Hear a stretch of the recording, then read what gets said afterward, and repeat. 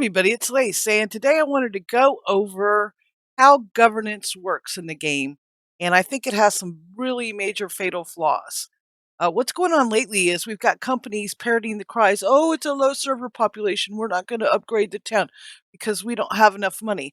Well, they're pretty much lying to your face. They're bringing in the money, at least in the case that I'm going to point out to you. And it's really they're just not making enough that they want to pocket. That's the truth of it. And there's really no recourse for you as a player. Once they get dug in there, you're stuck with whatever they do. When they get called out for not doing things to improve the settlement because they're being greedy with the money, they'll say, "Well, you just don't know how governance works." Well, I'm going to show you how it works, and I'm going to show you where they're lying. You can go into the governor's desk, typically upstairs in any of your town halls, and see exactly how much money they're pulling in. So we'll do that. We'll see that in 3 days, 3 hours, they're going to have to pay 50,000 gold. That seems like a lot, but they've already raked in 110,000. Okay, so let's look at what they've been doing over time. We can see how much they're pulling in. This is the current period. Let's go back to October 12th and look. So back then they made 238,000 gold. This date, 280, pretty good week. This one dropped a little, and this one's down a little from that. So they're crying broke, but quite honestly, they're still pulling in 200,000, and we know that they only have to pay 50,000 in stuff. So that leaves them 150,000 gold that they can do whatever they want. Now, of course, when they do actually put things up on the boards for people to do the town projects and stuff, that does take some money. But let's flip over and see what that actually costs. I'm back over here at my master spreadsheet because you know I use it for everything. And here's what things cost. So it's 500 for fort upgrades at a certain tier. Then that jumps to it's like 10,000. That's a little pricey, but yeah, when you start putting the buffs out there for people that last 3 days, pretty reasonable. 2,500, right? So even if you were putting up 3 a day, which lasts 3 days, so in a single pay period you might have two, three, it's 10, 15,000, okay? So 10, 15,000, you only upgrade the forts when they're going down after an invasion. So, that's some adding operated costs, granted.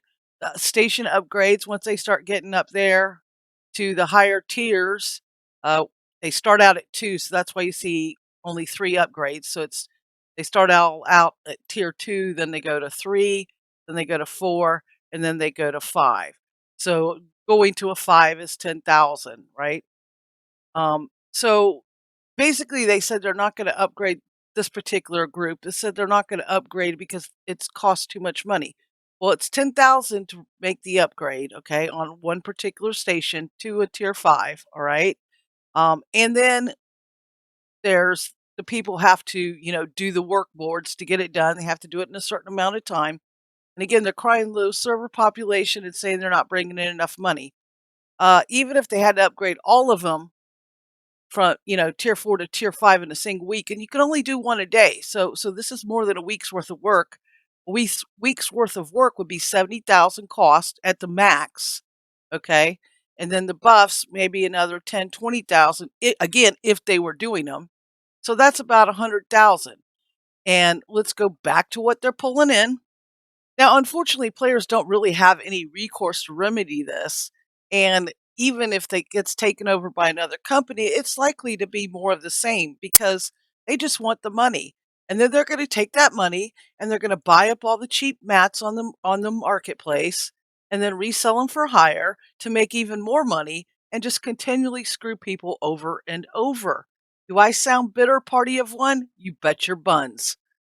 The other big flaw with this whole system is once you do get into one of these deadbeat towns, and while these people are crying like they don't have any money, some of them just aren't managing their boards, they aren't managing their invasions, they aren't managing their wars. They're just slumlords. Also, once again, just taking all the money that they can get. Uh, you can't move. You can't switch towns without losing all the money you invested in a home.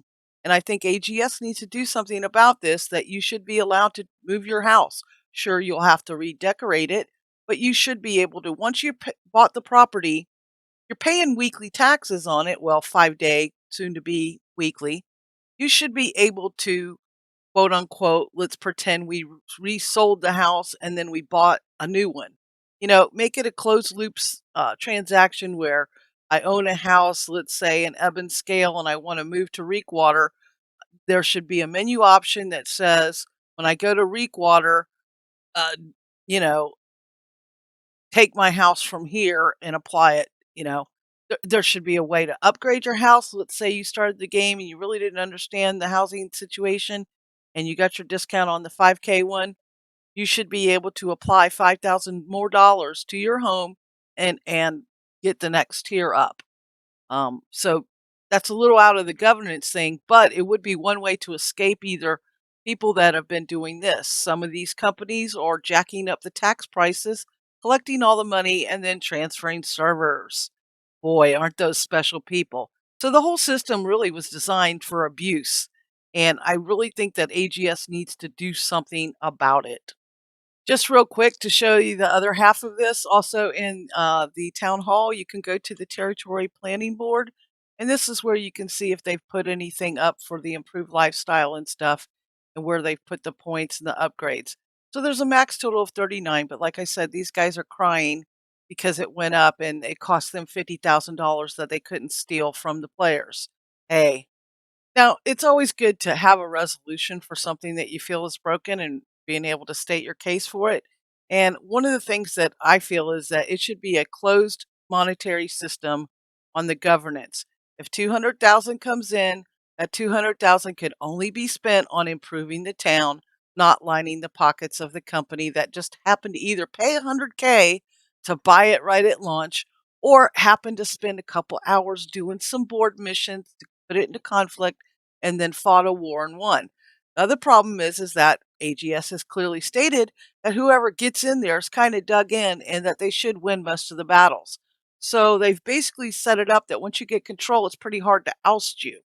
Now, while your big towns like Everfall and Windsward are the ones that are abusing the system, luckily they're going to put a change in, at least with the trading posts, where some of the taxes will get distributed to your smaller communities that are starving for money. Those guys probably aren't pocketing anything because it is costing them pretty close to what they're gathering in taxes and crafting fees and trading fees just to maintain what they've got. So, in conclusion, basically, we have a system that was set up to enable somebody to be dug in, abuse, and continually abuse. And if it changes hands, you could get a worse abuser. If you bought a house there and then it changed hand to an abusive company, you're screwed because you can't move anywhere uh, without giving up your investment in your home. I think AGS has a little bit of work to do on this. I think it should be a closed treasury system where the company members do not personally profit from the taxes brought in. That should be cycled back into the town to make it a good town, to make more people want to live there, and to be able to provide all the buffs and stuff. I'm sure the common folk are going to agree with me, and anybody in a company that controls this is going to disagree.